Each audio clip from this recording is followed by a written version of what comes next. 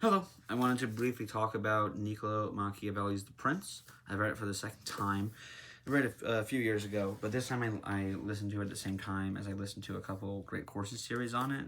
There's one on YouTube. You can look up Great Courses Machiavelli. I think, if I recall correctly, it's called The Life and Times of Machiavelli, but there's another one called Books That Matter, The Prince. I highly recommend it. They're both very good. Great Courses most of them are very, very good, and especially the older ones, I highly recommend those. But onto the book. You've probably heard of this book. You may be taking a class on this book. What is striking about this book is that he says things very similar to Adamantus does in the Republic, when he says that you should try to appear good, but then go on to do as much bad and evil things as you want. It is more an explicit rejection of Roman virtues and Cicero specifically, but implicitly it's also a rejection of the Platonic ideal of living well and living the good. And what is the good life? Maybe it's the old Adamantus question to answer to the question, what is the good life? And Machiavelli says the good life is having political power and exercising your political power. That's what it's really all about. I thought the line from the Gospels when Jesus says, "My kingdom is not of this world," came to my mind, and I can definitely I think that's very apt because Machiavelli is not worried about, he doesn't believe in some other world. He is concerned with this world, and so how does this world work? He's going to show you, and he uses lots of examples to show you how this world works. And a lot of it, I mean, again, like, it's history, so you can't argue against it. He shows you, like, look, this is how they got power, and they got it by killing their way to the top, killing anyone around them to give their way to the top. It's very, very cynical. I listened to another lecture series on Confucius, and he quoted someone. I'm sorry, I can't be more specific than that. But I remember him saying that every character of the Analects is about how to govern. And I think he would say something very similar about The Prince, because it's very short. It's 100 pages. And it is how to govern, but it is how to govern through power and only believing in power. What I found very striking is that, it's completely cynical, completely cynical. Anything good that Machiavelli says is probably to get power. The introduction is very famous, where who is he sucking up to the entire time? Yeah, to the magnificent Lorenzo di Piero de Medici. Yeah, he wants to be in Medici's good graces. He wants political power again because he's currently kept out.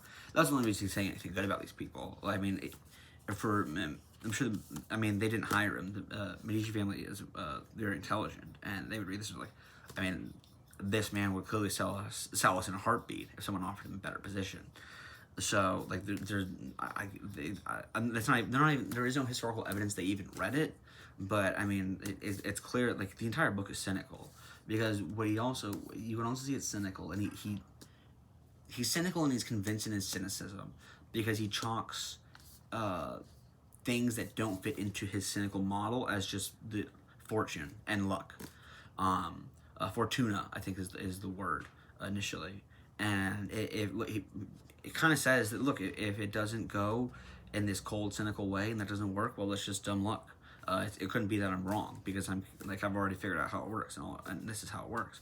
And again, he has historical evidence for why he believes what he believes. But what I found really interesting was that while he will cite characters in Thucydides, he doesn't cite Pericles, and he doesn't use Pericles as an example. Because Pericles, I get the impression Thucydides clearly liked Pericles, and Thucydides says that everyone liked Pericles. And Pericles seems like someone who was concerned about the people of Athens and cared about their well-being, and was not just a cynical politician. He had to work the people. I know that in the famous funeral oration, but no, he wanted what was best he wanted unity for unity's sake, it appears, and not. Machiavelli would say you only want unity in order to keep your head off of a stick. Apart from that, unity serves no function. But he's just wrong, and so it is a very very similar view of human nature, and it is definitely useful. It's a tool that's definitely useful. Pointing out that people are fickle. There's the famous chapter in 17 where he says it's better to be feared than loved if you can't have both, because both are very hard. But you don't want to be as hated, because once you're hated, you're done, and it's hard to pull yourself back from that. And he's right, and people are fickle, but you can keep them entertained, and you kind of want to give them what they want. The only reason you give them what they want is so that you can engage in your political impulses. But he makes some really like inarguable demonstrations of what he's trying to say, but ultimately it doesn't answer everything, and it doesn't allow for the possibility of goodness. Yes, there's a lot of cynicism, and I'm not trying to turn this into but there is hope. But yes, there is hope. But he doesn't seem to believe that a good leader is at all possible to have, even temporarily. So what did I like about it, what I disliked about it, and what I recommended? What I liked about it was, I mean, if I can be honest, the length. It's very nice to read a short book of a short famous book, because a lot of them are pretty long and pretty tough. Its use of history is very nice as well, because I've learned that all the social sciences are reducible to history. So again, he's going against Plato and Aristotle, more specifically Plato, because Plato's not concerned with examples. If he would say, he kind of does talk to Machiavelli, but if Plato did talk to Machiavelli, he would say, yeah, your problem is you're concerned with these this worldly constructions instead of the construction I have in me here in the realm of the forms. So I like that about it. What I didn't like about it was that it is too cynical. Again, like that, it's good that it's short, but once you realize just how cynical this is, like, man, this is tough to read. And I mean, he's just wrong about, like, he relies on Fortuna to fill the gaps of where his ideas fall short conveniently, to smooth them over and to make them just work. So that's what I didn't like about it.